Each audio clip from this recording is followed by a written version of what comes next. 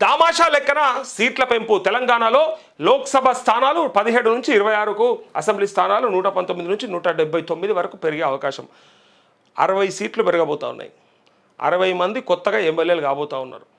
అట్లే ఎంపీ సీట్లు కూడా 17 నుంచి 26కు 9 సీట్లు పెరిగే అవకాశం. సో ఇది డీలిమిటేషన్కి సంబంధించినటువంటి వార్త. ఇక ఒకనాడు మంత్రి వస్తున్నాడు అంటే గజ్జున వణకేటోళ్ళు, జిల్లాలు పెద్దగా ఉన్నప్పుడు కలెక్టర్ వస్తున్నాడు అంటే అబ్బా అనేటోళ్ళు, అరే కలెక్టర్ సాబ్ వస్తుండాలి. ఇలా జిల్లాలు చిన్నగైనాక కలెక్టర్ ఎంఆర్ఓ లెక్క అయిపోయాడు. నేను ఏమంటారు కదా, ఆ స్థాయిని తగ్గించి మాట్లాడట్లేదు, విలువ లేకుండా పోయింది. ఎమ్మెల్యేలు అంటే అసలు లెక్కనే లేదు. మంత్రులు అంటే ఒకనాడు ఉమ్మడి ఆంధ్రప్రదేశ్లో శ్రీకాకుళం నుంచి మొదలు పెడితే ఆదిలాబాద్ దాకా ఆయన మంత్రి కాబట్టి అప్పుడు ఉన్నటువంటి హంగు ఆర్భాటాలు వేరు. కానీ ఇవాళ ఎంత సింపుల్ అయిపోయింది చూడండి. ఇవాళ మంత్రి అంటే రోజు పొద్దుగలేసి కనబడతాడు అన్నంత సింపుల్ అయిపోయింది. ఇక ఈ ఎమ్మెల్యేలకైతే ఇక లెక్కనే లేదు. ఇక రేపు పొద్దున ఇంకొక 60 మంది ఎమ్మెల్యేలు పెరిగితే ఈ రాష్ట్రంలో వాళ్ళ జీతాలు పెంచుకుంటారు, వాళ్ళ ప్రివిలేజెస్ పెంచుకుంటారు, వాళ్ళకి రావాల్సిన అన్నీ వస్తాయి బ్రహ్మాండంగా, పెన్షన్లు హెల్త్ బెనిఫిట్స్ అన్నీ ఇస్తారు. ఆ 60 మందికి మళ్ళా రాజకీయ ఉద్యోగాలు కల్పించుకుంటారు. ఇక దీని ఉద్దేశం పాపులేషన్ పెరిగింది, దామాషా ప్రకారం జనాభా ప్రకారం చేయాలి కదా అని చెప్పి మాట్లాడు తప్ప మీ ఉద్యోగాలు పెంచుకోవడానికే ఈ ప్రయత్నం అని చాలామంది విమర్శిస్తారు. 50% మేర పెరగనున్న లోక్సభ అసెంబ్లీ సీట్లు, పెరిగిన స్థానాలకు లోబడే డీలిమిటేషన్ ప్రక్రియ కీలక నిర్ణయం తీసుకున్న కేంద్ర ప్రభుత్వం 543 నుంచి 816కు పెరగనున్న లోక్సభ సీట్లు అంటూ, లోక్సభలో సీట్లు 543 ఉన్నాయి కదా ఇప్పుడు, అది 816కు పెరిగే అవకాశం. 2029 సార్వత్రిక ఎన్నికల నుంచి అమల్లోకి ఈ పార్లమెంటు సమావేశాల్లోనే బిల్లుకు ప్రయత్నాలు, ఎన్డీఏ పక్షాలు విపక్షాలకు తెలియజేసిన అమిత్ షా.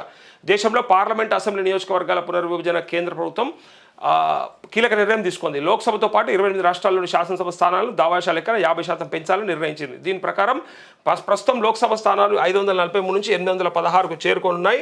దేశవ్యాప్తంగా ఉన్న 4123 అసెంబ్లీ స్థానాలు కూడా 6185కు చేరుతాయి.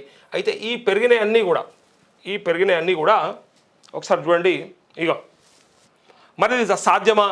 అన్ని రాష్ట్రాలు కూడా ఒకటేసారి మరి ఈ ఎన్నికలకు పోయే అవకాశం ఉందా? ఈసారి జమిలికి కూడా ప్రయత్నం ఉన్నది కాబట్టి మరి ఈ డీలిమిటేషన్లో మరి ఏం లాభం జరగబోతా ఉంది అనేది ఒకసారి చూడాలి. స్థానాలకు లోబడే నియోజకవర్గాల పునర్విభజన చేపట్టనున్నారు. డీలిమిటేషన్ జరిగిన నియోజకవర్గాల్లో 33% స్థానాలు మహిళా రిజర్వేషన్ వర్తింపజేయనున్నారు. దామాషా ప్రకారమే SC/ST రిజర్వేషన్లు కూడా పెంచనున్నారు. ఈ ప్రక్రియ అంతటిని పూర్తి చేసిన తర్వాతే 2029 సార్వత్రిక ఎన్నికలకు వెళ్ళడానికి కేంద్రం యోచిస్తున్నట్టు తెలిసింది, సంబంధిత వర్గాల ద్వారా తెలిసింది. ఈ డీలిమిటేషన్ ప్రక్రియ 2011 జనాభా లెక్కల ప్రాతిపదికగా తీసుకోవాలని కేంద్రం నిర్ణయించింది. ఈ మేరకు ఈ పార్లమెంట్ సమావేశాల్లోనే బిల్లు తీసుకురావడానికి చర్చలు మొదలుపెట్టిన కేంద్రం అవసరమైతే బడ్జెట్ సమావేశాలను పొడిగించే యోచనలో ఉన్నట్టు సమాచారం.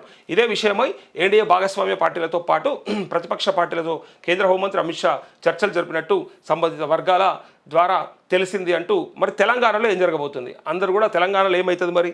ఇది అందరికీ అనుమానం. తెలంగాణలో ప్రస్తుతం 17 లోక్సభ స్థానాలు, 119 అసెంబ్లీ స్థానాలు సీట్లు ఉన్నాయి. అయితే నియోజకవర్గాల పునర్విభజనతో 50% సీట్లు పెరగాలి. అంటే కొత్తగా తెలంగాణలో 8.5 అంటే 17లో సగం లోక్సభ స్థానాలు, అంటే 59.5 119లో సగం అసెంబ్లీ స్థానాలు పెరగాలి. అయితే ఇప్పుడు 50% స్థానాలు పెంచేటప్పుడు 0.5 లెక్కన స్థానాలు వస్తే దాన్ని ఒకటిగానే పరిగణిస్తారు. దాంతో తెలంగాణలో లోక్సభ సీట్లు 17 నుంచి 26కు పెరుగుతాయి. అట్లే అసెంబ్లీ సీట్లు 119 నుంచి 179కి చేరుతాయి. ఈ లెక్కన లోక్సభలో తెలంగాణకు ఎంపీ సీట్లు పెరుగుతాయి. అయితే ప్రాతినిధ్య శాతంలో ఎలాంటి మార్పు మాత్రం ఉండదు. ఆ శాతం అంతే ఉంటుంది ఎప్పటికీ. ఆ శాతం ఎట్లా పెరుగుతుంది? మన దగ్గర పెరిగితే దక్షిణాది రాష్ట్రాల్లో పెరిగితే ఉత్తరాది రాష్ట్రాల్లో ఎందుకు పెరగదు? అంతటా పెరుగుతుంది. సో ఆ శాతం ఏదైతే ఉందో అది ఎప్పటికీ అంతే ఉంటుంది, అది తగ్గదు పెరగదు.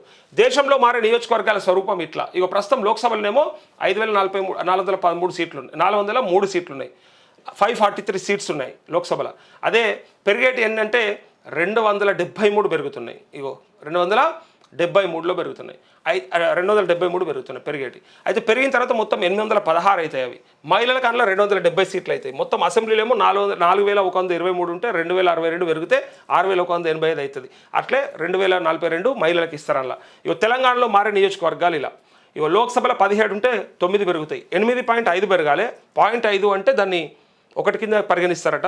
కాబట్టి ఇక వాళ్ళకు అనుకూలంగానే ఉంటాయి అవన్నీ కూడా. 1 కింద పరిగణిస్తారంటే 1 ఎక్స్ట్రా వస్తుంది కాబట్టి అది చేసుకున్నారు. అది 26 పెరుగుతాయి, అంటే 9 మహిళలకే పోతాయి. ఈసారి 9 మహిళల కేటాయింపు జరుగుతాయి. అసెంబ్లీలో 119 నియోజకవర్గాలు ఉన్నాయి కదా మన దగ్గర. సో పెరిగితే 60 పెరుగుతాయి. సో పెరిగిన తర్వాత 179 అవుతాయి. అందులో మహిళలకి 60 సీట్లు రాబోతా ఉన్నాయి మహిళలకి లోక్సభలో. ఎందుకంటే 33% రిజర్వేషన్ బిల్లుకు అనుగుణంగా అనుసరించి. లోక్సభలో తెలంగాణ ప్రాతినిధ్యంలో మార్పు లేదు. లోక్సభలో మొత్తం సీట్లు 543 అయితే 816 పెరిగిన తర్వాత. తెలంగాణ లోక్సభ సీట్లు 17 అయితే ఇక్కడ 26 పెరిగిన తర్వాత. లోక్సభలో తెలంగాణ సీట్ల వాటా 3.1% ఎట్లుందో అదే 3.1% ఉంటుంది తప్ప ఎక్కడ కూడా ఎక్కతక్క ఏమీ కాదు.